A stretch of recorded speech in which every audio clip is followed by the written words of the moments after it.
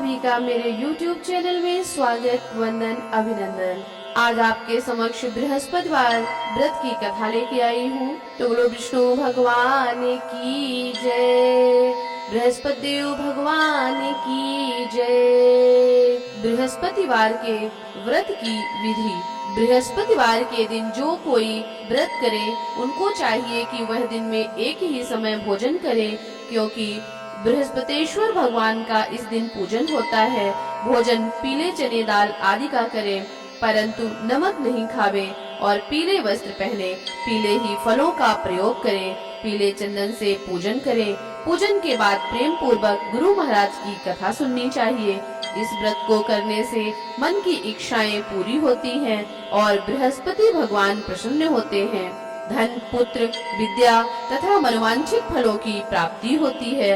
परिवार में सुख तथा शांति रहती है। इसीलिए यह व्रत सर्वश्रेष्ठ और अति फलदायक सब स्त्री व पुरुषों के लिए है। इस व्रत में केले का पूजन करना चाहिए। कथा और पूजन के समय तन मन कर्म वचन से शुद्ध होकर जो इच्छा हो बृहस्पति देव भगवान से प्रार्थना करनी चाहिए। उनकी इच्छाओं को बृहस्पति देव भगवान अवश्य पूर्ण करते हैं, ऐसा मन में दृढ़ विश्वास रखना चाहिए। अथ बृहस्पतिवार व्रत कथा। एक समय की बात है कि भारतवर्ष में एक राजा राज्य करता था। वह बड़ा ही प्रतापी और दानी था। वह नित्य प्रति मंदिर में दर्शन करने जाता। वह ब्राह्मण और गुरु की सेवा किया करता था और उसके दरवाजे से कोई भी निराश होकर नहीं लौटता, तथा वह प्रत्येक गुरुवार को व्रत रखता एवं पूजन करता था। हर एक दिन गरीबों की सहायता करता था, परंतु यह सब बातें उसकी रानी को अच्छी नहीं लगती थी। वह ना व्रत करती और ना किसी को एक पैसा तक दान में देती थी, तथा राजा को भी ऐसा करने को मना किया करती थी। एक समय की बात है कि राजा तो शिकार खेलने वन को गए हुए थे। घर में रानी और दासी थी। उस समय गुरु बृहस्पति देव भगवान एक साधु का रूप धारण करके राजा के दरवाजे पर भिक्षा मांगने आए और रानी से भिक्षा मांगी तो वह कहने लगी, हे साधु महाराज, मैं इस दान पुण्य से तंग आ गई हूँ। मेरे से तो घर का कार्य ही समाप्त नहीं होता। इस कार्य के लिए तो मेरे पति देव ही बहुत हैं। अब आप इस प्रकार की कृपा करें कि सब धन नष्ट हो जाए तथा मैं आराम से रह सकूं। साधु बोले, हे देवी, तुम तो बड़ी विचित्र हो। संतान और धन से कोई दुखी नहीं होता, इसको सभी चाहते हैं। पापी भी पुत्र और धन की इच्छा करता है। अगर आपके पास अधिक धन है तो भूखे मनुष्यों को भोजन कराओ, प्याऊ लगवाओ, ब्राह्मणों को दान दो, धर्मशाला बनवाओ, कुआं, तालाब, बावड़ी, बाग बगीचे आदि का निर्माण कराओ, तथा निर्धन मनुष्यों की कुमारी कन्याओं का विवाह कराओ और अनेकों यज्ञ आदि धर्म करो। इस प्रकार के कर्म करने से आपके कुल का यश फैलेगा और आपका नाम परलोक में भी सार्थक होगा एवं स्वर्ग की प्राप्ति होगी। मगर वह रानी इन बातों से खुश न हुई। वह बोली, हे साधु महाराज, मुझे ऐसे धन की आवश्यकता नहीं है जिसको रखने उठाने में मेरा सारा समय बर्बाद हो जाए। साधु ने कहा, हे देवी, तुम्हारी ऐसी इच्छा है तो ऐसा ही होगा। मैं तुम्हें उपाय बताता हूँ, वैसा करना। बृहस्पतिवार के दिन घर को गोबर से लीपना, अपने केशों को धोना और केशों को धोते समय स्नान करना। राजा से कहना वह हजामत करावे। भोजन में मांस, मंदिरा, खाना, कपड़ा धोबी के हाथ धुलने डालना। इस प्रकार 7 बृहस्पतिवार करने से तुम्हारा सारा धन नष्ट हो जाएगा। यह कहकर वह साधु महाराज वहाँ से अंतर्ध्यान हो गए। रानी ने साधु के कहने के अनुसार ही किया। वैसा ही किया। 3 बृहस्पतिवार ही बीते थे कि उसका समस्त धन नष्ट हो गया और भोजन के लिए दोनों समय परिवार तरसने लगा तथा सांसारिक भोग्यों के अभाव से दुखी रहने लगा। तब वह राजा रानी से कहने लगा कि रानी, तुम यहाँ पर रहो, मैं दूसरे देश को जाऊँ, क्योंकि यहाँ पर मुझे सभी मनुष्य जानते हैं, इसीलिए मैं कोई कार्य भी नहीं कर सकता। देश की चोरी परदेश की भीख बराबर। ऐसा कहकर राजा परदेश चला गया। वहाँ जंगल में जाता और लकड़ी काट कर लाता और शहर में बेचता। इस तरह जीवन व्यतीत करने लगा। इधर राजा के घर रानी और दासी दुखी रहने लगी। किसी दिन भोजन मिलता, किसी दिन जल पीकर रह जाती। एक समय रानी और दासी को 7 दिन बिना भोजन के व्यतीत हो गए तो रानी ने अपनी दासी से कहा, हे दासी, पास के ही नगर में मेरी बहन रहती है, वह बड़ी धनवान है, तो उसके पास जा और 5 सेर बेझर मांग ला, जिससे कुछ समय के लिए गुजर हो जाएगी। इस प्रकार रानी की आज्ञा मानकर दासी रानी की बहन के घर गई और रानी की बहन के पास गई तो रानी की बहन उस समय पूजन कर रही थी, क्योंकि उस रोज बृहस्पतिवार का दिन था। जब दासी ने रानी की बहन को देखा और उससे बोली, हे रानी, मुझे तुम्हारी बहन ने भेजा है, मेरे लिए 5 सेर बेझर दे दो। इस प्रकार दासी ने अनेक बार कहा, परंतु रानी ने कोई उत्तर नहीं दिया, क्योंकि वह उस समय बृहस्पतिवार की व्रत कथा सुन रही थी। इस प्रकार जब दासी को कोई उत्तर नहीं मिला तो वह बहुत दुखी हुई और क्रोध भी आया और लौटकर अपने रानी के पास आकर बोली, हे रानी, आपकी बहन बहुत ही धनी स्त्री है, वह तो छोटे लोगों से बात भी नहीं करती, क्योंकि मैंने उनसे कहा तो उन्होंने कोई उत्तर नहीं दिया। मैं वापस चली आई। रानी बोली, हे दासी, इनमें उनका कोई दोष नहीं है। जब बुरे दिन आते हैं तो कोई सहारा नहीं देता, अच्छे बुरे का पता तो विपत्ति में ही लगता है। जो ईश्वर की इच्छा होगी वही होगा, यह सब तो हमारे भाग्य का दोष है। इधर उस रानी ने देखा कि मेरी बहन की दासी आई थी, परंतु मैं उससे कुछ नहीं बोली, इससे वह बहुत दुखी हुई होगी। यह सोच कथा को सुन और विष्णु भगवान का पूजन समाप्त कर वह रानी अपनी बहन के घर चल दी और जाकर अपनी बहन से कहने लगी, हे बहन, मैं बृहस्पतिवार का व्रत कर रही थी, तुम्हारी दासी गई, परंतु जब तक कथा होती है तब तक ना उठते हैं ना बोलते हैं, इसीलिए मैं ना बोली। कहो दासी क्यों गई थी? रानी बोली, हे बहन, हमारे घर अनाज नहीं था, वैसे तुमसे कोई बात छिपी नहीं है, इस कारण मैंने दासी को तुम्हारे पास 5 सेर बेझर लेने के लिए भेजा था। रानी बोली, हे बहन, देखो, बृहस्पति भगवान सभी की मनोकामना पूर्ण करते हैं, देखो शायद तुम्हारे घर में अनाज रखा हो। इस प्रकार का वचन जब रानी ने सुना तो घर के अंदर गई और वहाँ उसे एक घड़ा बेझर का भरा मिल गया। तब तो वह रानी और बांदी को बहुत ही खुशी हुई और दासी कहने लगी, हे रानी, देखो, वैसे हमको जब अन्न नहीं मिलता तो हम रोज ही व्रत करते हैं, अगर इनसे व्रत की विधि और कथा पूछ ली जाए तो उसे हम भी किया करेंगे। तो उस रानी ने अपनी बहन से पूछा कि हे बहन, बृहस्पतिवार के व्रत में चना की दाल मुनक्का से विष्णु भगवान का केले की जड़ में पूजन करो तथा दीपक जलावे, पीला भोजन करें तथा कहानी सुने।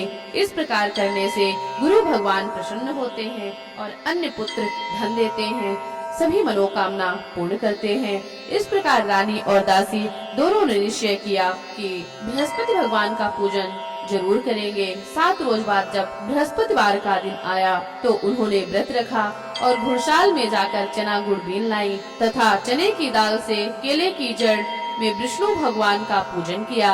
अब भोजन पीला कहाँ से आवे? बेचारी बड़ी दुखी हुई, परंतु उन्होंने व्रत किया था, इस कारण गुरु भगवान प्रसन्न थे। 2 थालों में सुंदर पीला भोजन लेकर आए और दासी को देकर कहा, हे दासी, यह तुम्हारे और रानी के लिए भोजन है, तुम दोनों भोजन करना। दासी भोजन पाकर बड़ी प्रसन्न हुई और रानी से बोली, चलो रानी जी, भोजन कर लो। रानी को इस विषय में कुछ पता नहीं था, इसलिए वह दासी से बोली, तू भोजन कर, क्योंकि तू हमारी व्यर्थ में हंसी उड़ाती है। दासी बोली, एक महात्मा भोजन दे गया है। रानी बोली, वह तेरे लिए दे गया है, तू ही भोजन कर।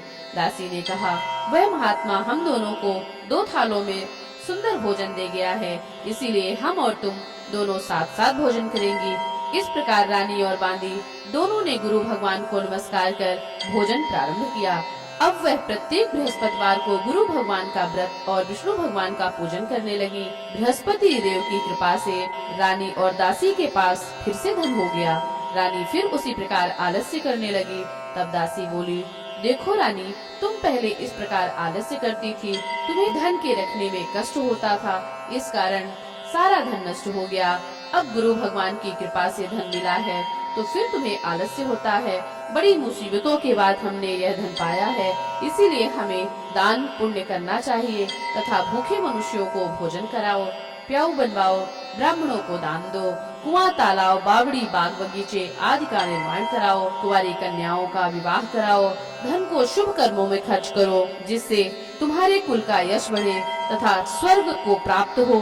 और पितर भी प्रसन्न होंगे। तब रानी ने इस प्रकार के कर्म करने प्रारंभ किए तो काफी यश फैलने लगा। एक दिन रानी और दासी विचार करने लगी, ना जाने राजा किस प्रकार होंगे, उनकी कोई खोज खबर नहीं मिली। गुरु भगवान से उन्होंने प्रार्थना की और भगवान ने रात्रि में राजा को स्वप्न में कहा, हे राजा उठ, तेरी रानी तुझको याद करती है, अपने देश को चल। राजा प्रातःकाल उठा और विचार करने लगा, स्त्री जाति खाने और पहनने की संगिनी होती है, पर भगवान की आज्ञा मानकर वह अपने नगर के लिए चलने को तैयार हुआ। इससे पूर्व जब राजा परदेश चला गया था तो परदेश में दुखी रहने लगा।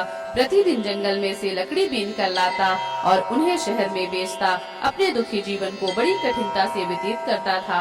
एक दिन राजा दुखी होकर पुरानी बातों को याद करके रोने लगा।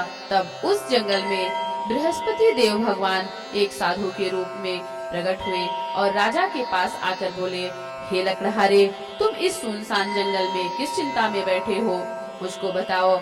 यह सुनकर राजा के नेत्रों में जल भर आया और साधु को वंदना कर बोला, हे प्रभु, आप सब कुछ जानने वाले हो। इतना कहकर वह साधु को अपनी संपूर्ण कहानी सुना दी। महात्मा तो दयालु होते हैं।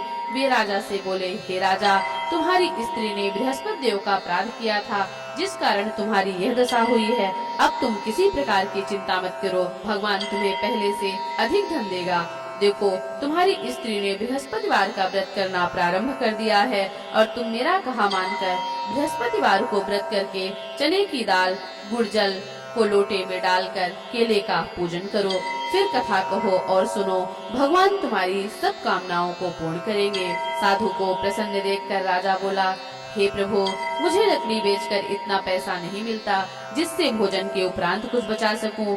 मैंने रात्रि में अपने रानी को व्याकुल देखा है। मेरे पास कुछ भी नहीं है जिससे उसकी खबर मंगा सकूं, और फिर मैं कौन सी कहानी कहूं, यह सब मुझे मालूम नहीं है।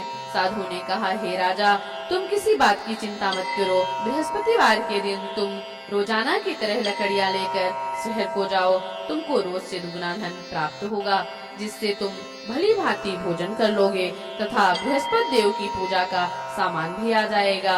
बृहस्पतिवार की कहानी इस प्रकार है। बृहस्पति देव की कहानी। प्राचीन काल में एक ब्राह्मण था। वह बहुत ही निर्धन था। उसके कोई भी संतान नहीं थी। उसकी स्त्री बहुत मलिनता के साथ रहती थी। वह ना स्नान करती, ना किसी देवता का पूजन करती। प्रातः काल उठते ही सर्वप्रथम भोजन करती, बाद में कोई अन्य कार्य करती थी। इससे ब्राह्मण देवता बड़े दुखी थे। बेचारे बहुत कुछ कहते, किंतु उसका कोई परिणाम ना निकला। भगवान की कृपा से ब्राह्मण के स्त्री के कन्या रूपी रत्न पैदा हुई और वह कन्या अपने पिता के घर में बड़ी होने लगी। वह बालिका प्रातः स्नान करके विष्णु भगवान का जाप करने लगी, बृहस्पतिवार का व्रत करने लगी। अपने पूजा पाठ को समाप्त करके स्कूल जाती तो अपनी मुट्ठी में जौ भर के ले जाती और पाठशाला के मार्ग में डालती जाती। वही जौ स्वर्ण के हो जाते तो लौटते समय उनको बीनकर घर ले आती थी। एक दिन वह बालिका उन सोने के जौ को फटक कर साफ कर रही थी। उसकी माँ ने देख लिया और कहा, हे बेटी, सोने के जौ को फटकने के लिए सोने का सूप होना चाहिए। दूसरे दिन गुरुवार का दिन था। इस कन्या ने व्रत रखा और बृहस्पति देव से प्रार्थना करके कहा, हे प्रभु, मैंने आपकी पूजा सच्चे मन से की हो तो मेरे लिए सोने का सूप दे दो। बृहस्पति देव भगवान ने उसकी प्रार्थना स्वीकार कर ली।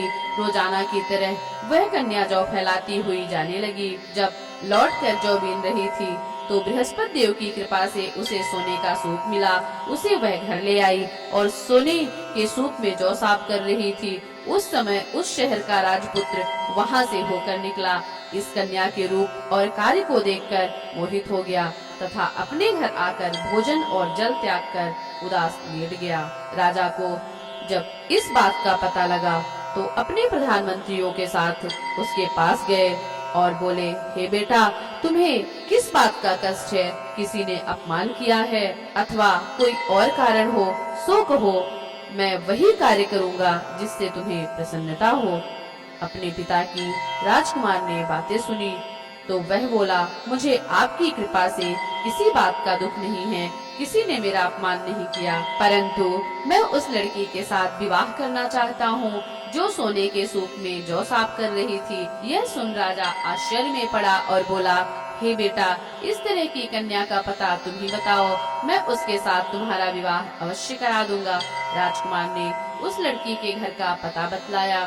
तब मंत्री उस लड़की के घर गए और ब्राह्मण की कन्या का विवाह राजकुमार के साथ संपन्न हो गया। कन्या के घर से जाते ही पहले की भांति उस ब्राह्मण देवता के घर में गरीबी का निवास हो गया। वह भोजन के लिए भी अन्न बड़ी मुश्किल से पाता। एक दिन दुखी होकर ब्राह्मण देवता अपनी पुत्री के पास गए और बेटी ने पिता को दुखी अवस्था में देखा और अपनी माँ का हाल पूछा तो ब्राह्मण ने सभी हाल कह दिया। बेटी ने पिता को बहुत साधन देकर विदा किया।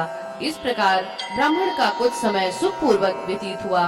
कुछ दिन बाद फिर वही हाल हो गया। ब्राह्मण फिर अपनी कन्या के यहाँ गया और सभी हाल कहा तो लड़की बोली, हे पिताजी, आप माताजी को यहाँ लिवा लाओ, मैं उन्हें विधि बता दूंगी जिससे गरीबी दूर हो जाएगी। तब ब्राह्मण देवता अपनी स्त्री को साथ लेकर पहुँचे तो पुत्री माँ को समझाने लगी, हे माँ, तुम प्रातः काल उठकर प्रथम स्नान आदि करके विष्णु भगवान का पूजन किया करो तो सब दरिद्रता दूर हो जाएगी। परंतु उसकी माँ ने एक भी बात ना मानी। प्रातः काल उठकर अपनी पुत्री के बच्चों का जूठन खा लेती थी।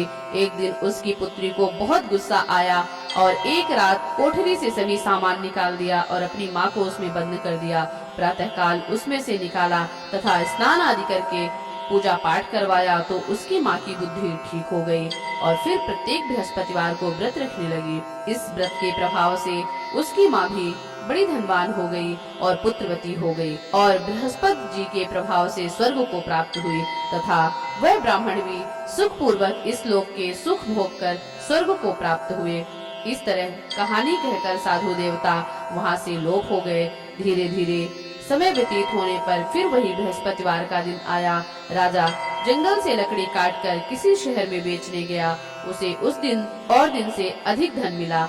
राजा ने चना गुड़ आदि लाकर बृहस्पतिवार का व्रत किया। उस दिन से उसके सभी क्लेश दूर हुए। परंतु दोबारा गुरुवार का दिन आया तो बृहस्पतिवार का व्रत करना भूल गया। इस कारण बृहस्पति भगवान नाराज हो गए। उस दिन उस नगर के राजा ने विशाल यज्ञ का आयोजन किया था तथा शहर में यह घोषणा करा दी कि कोई भी मनुष्य अपने घर में भोजन ना बनावे तथा आग भी ना जलावे। समस्त लोग मेरे यहाँ भोजन करने आवे। इस आज्ञा को जो नहीं मानेगा उसे दंड दिया जाएगा। इस तरह की घोषणा संपूर्ण नगर में करवा दी गई। राजा की आज्ञा अनुसार शहर के सभी लोग भोजन करने गए, लेकिन लकड़हारा कुछ देर से पहुंचा, इसलिए राजा उसको अपने साथ घर लिवा ले गए और ले जाकर भोजन करा रहे थे तो रानी की दृष्टि उसी खूंटी पर पड़ी जिस पर उसका हार लटका हुआ था। वहाँ हार दिखाई ना दिया। रानी ने निश्चय किया कि मेरा हार इस मनुष्य ने चुरा लिया है। उसी समय पुलिस को बुलवाकर उसको जेल खाने में डलवा दिया।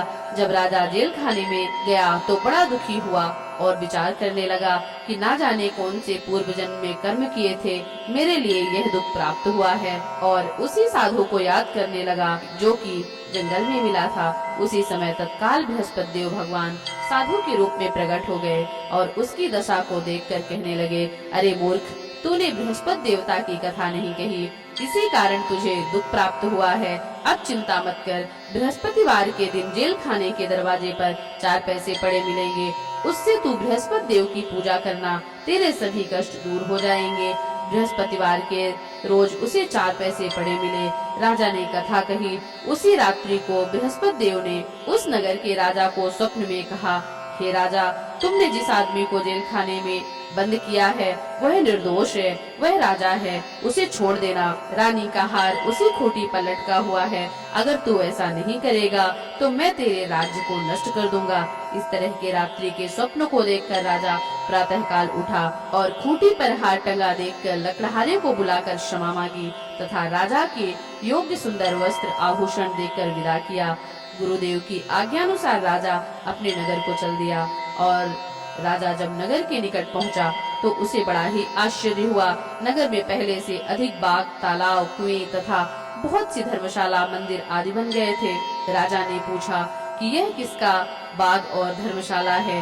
तब नगर के सब लोग कहने लगे, यह सब रानी और बांदी के है। तो राजा को आश्चर्य हुआ और गुस्सा भी आया। जब रानी ने यह खबर सुनी कि राजा आ रहे हैं तो उसने बांदी से कहा कि हे दासी, देख राजा हमको कितनी बुरी हालत में छोड़ कर गए थे, वह हमारी ऐसी हालत देखकर लौट ना जाएं, इसीलिए तू दरवाजे पर खड़ी हो जा। दासी आज्ञा अनुसार दरवाजे पर खड़ी हो गई और राजा आए तो उन्हें अपने साथ लिवा ले आई। तब राजा ने क्रोध करके अपनी तलवार निकाल और अपने रानी से पूछने लगे कि बताओ यह धन तुम्हें कैसे प्राप्त हुआ है। तब उसने कहा, हमें यह सब धन बृहस्पति देव के व्रत के प्रभाव से प्राप्त हुआ है। राजा ने निश्चय किया कि 7 रोज बाद तो सभी बृहस्पति देव का पूजन करते हैं, परंतु मैं रोजाना दिन में 3 बार कहानी कहा करूँगा तथा रोज व्रत किया करूँगा। अब हर समय राजा के दुपट्टे में चने की दाल बंधी रहती थी तथा दिन में 3 बार कहानी कहता। एक रोज राजा ने विचार किया कि चलो अपनी बहन के यहाँ हो आवे। इस तरह निश्चय कर राजा घोड़े पर सवार हो अपनी बहन के यहाँ चलने लगा। मार्ग में उसने देखा कुछ आदमी एक मुर्दे को लिए जा रहे हैं। उन्हें रोककर कहा, अरे भैया, मेरी बृहस्पति देव की कहानी सुन लो। वे बोले, लो हमारा तो आदमी मर गया है, इसको तो अपनी कथा की पड़ी है। परंतु कुछ आदमी बोले, अच्छा कहो, हम तुम्हारी कथा भी सुनेंगे। राजा ने दाल निकाली और कथा कही। जब कथा आधी हुई कि मुर्दा हिलने लगा और जब कथा समाप्त हो गई तो राम राम करके मनुष्य खड़ा हो गया। आगे मार्ग में उसे एक किसान खेत में हल चलाता मिला। राजा ने उसे देखा और उससे बोला, अरे भैया, तुम मेरी बृहस्पतिवार की कथा सुन लो। किसान बोला, जब तक मैं तेरी कथा सुनूंगा तब तक 4 हरैया जोत लूंगा, जा अपनी कथा किसी और को सुनाना। इस तरह राजा आगे चलने लगा और राजा के हटते ही बैल पछाड़ खाकर गिर गए तथा उसके पेट में बड़ी जोर से दर्द होने लगा। उस समय उसकी माँ रोटी लेकर आई। उसने जब यह सब हाल देखा तो अपने पुत्र से पूछा और बेटे ने सभी हाल कह दिया। तो बुढ़िया दौड़ी दौड़ी उस घुड़सवार के पास गई और उससे बोली, मैं तेरी कथा सुनूंगी, तू अपनी कथा मेरे खेत पर चलकर कहना। राजा ने बुढ़िया के खेत पर जाकर कथा कही, जिसके सुनते ही वह बैल खड़े हुए तथा किसान के पेट का दर्द बंद हो गया। राजा अपनी बहन के घर पहुंचा। बहन ने भाई की खूब मेहमानी की। दूसरे रोज प्रातःकाल राजा जगा तो वह देखने लगा कि सब लोग भोजन कर रहे हैं। राजा ने अपनी बहन से कहा कि ऐसा कोई मनुष्य है जिसने भोजन ना किया हो, मेरी बृहस्पति देव की कहानी सुन ले। बहन बोली, हे भैया, यह देश ऐसा ही है, पहले यहाँ लोग भोजन करते हैं, बाद में अन्य काम करते हैं। अगर कोई पड़ोस में हो तो देख आती हूँ। ऐसा कहकर वह देखने चली गई, परंतु उसे कोई ऐसा व्यक्ति नहीं मिला जिसने भोजन ना किया हो। अतः वह एक कुम्हार के घर गई जिसका लड़का बीमार था। उसे मालूम हुआ कि उसके यहाँ 3 दिन से किसी ने भोजन नहीं किया। रानी ने अपने भाई की कथा सुनने के लिए कुम्हार से कहा।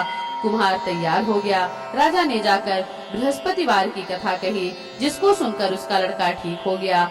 अब तो राजा की प्रशंसा होने लगी।